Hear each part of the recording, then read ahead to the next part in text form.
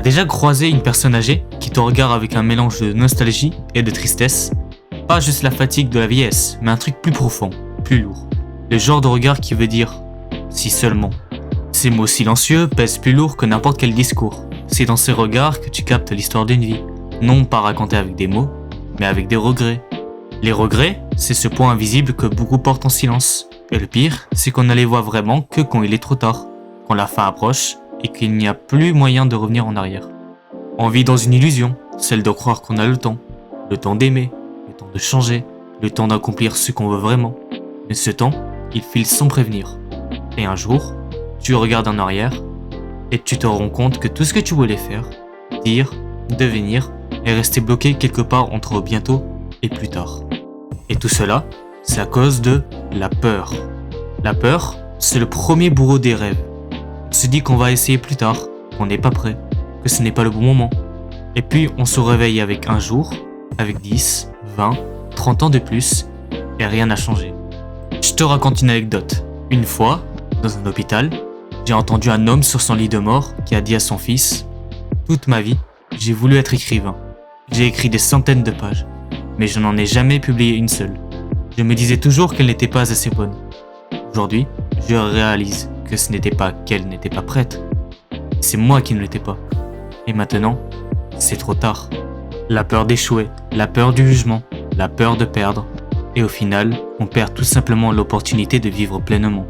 Et le pire, c'est que cette peur, elle est souvent infondée. Ceux qui osent réalisent une vérité brutale. L'échec n'a jamais été le problème. C'est l'inaction qui détruit.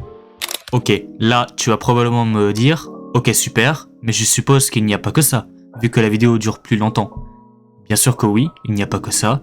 Il y a aussi des gens qui vivent pour les autres. Au fur de notre vie, on grandit avec des attentes qui ne sont pas vraiment les nôtres. Fais des études sérieuses, trouve un job, ne fais pas de vagues. Et on suit ces règles, même si elles nous ne rendent pas vraiment heureux. Tiens, une autre anecdote.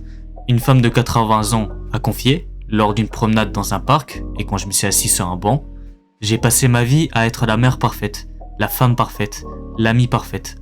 J'ai fait tout ce qu'on attendait de moi, sauf être moi-même. Aujourd'hui, je ne sais même pas qui je suis vraiment. Elle était en larmes à ce moment-là. Et si le plus grand regret, c'était d'avoir joué un rôle toute sa vie, sans jamais oser être soi? Parce qu'en réalité, essayer de plaire aux autres, c'est comme construire une maison sur du sable. À un moment, tout s'écroule. Et souvent, ce moment arrive beaucoup trop tard. Bon, je passe au dernier chapitre de cette vidéo, juste avant la conclusion. Celui de croire qu'on a toujours trop le temps. On croit toujours qu'on a le temps, qu'on peut reporter, que demain est une option. Mais la vérité, c'est qu'un jour, il n'y aura même plus de demain. Là, j'ai une anecdote de mon père. Un homme de 65 ans a pleuré en disant « Je voulais demander pardon à mon frère. On s'est disputé il y a 20 ans, pour une connerie. Je me disais que j'avais le temps de le faire. Mais il est mort avant que je puisse lui dire que je l'aimais. » Mon père, à ce moment-là, a tout de suite présenté ses excuses à son père, même si son père lui a fait des choses atroces. On remet tout à plus tard. Les voyages, les excuses, les déclarations, les projets. Et puis la vie passe, et on se rend compte qu'on a tout laissé filer. Mais tu sais quoi? Chaque seconde qui passe, c'est une nouvelle chance. Ce qui compte, ce n'est pas combien de temps il reste, mais ce que tu en fais. Mais du coup, comment on évite ces regrets? Il n'y a pas de recette magique. Mais il y a une vérité simple. Si quelque chose compte vraiment pour toi, fais-le immédiatement. Dis aux gens que tu les aimes, avant qu'ils ne partent. Tente ce projet qui te fait rêver, même si ça fait peur. Prends le risque de vivre, plutôt que de celui de regretter. Pose-toi cette question. Si tu avais 1 an à vivre, qu'est-ce que tu ferais différemment? J'ai mon arrière-grand-père qui, dans son lit de mort, tout souriant, a dit « J'ai fait plein d'erreurs, mais au moins j'ai essayé. J'ai aimé, j'ai ri, j'ai osé. Je pars sans regret. » Bref, la mort, ce n'est pas le pire. Le pire, c'est de mourir en réalisant qu'on n'a jamais vécu.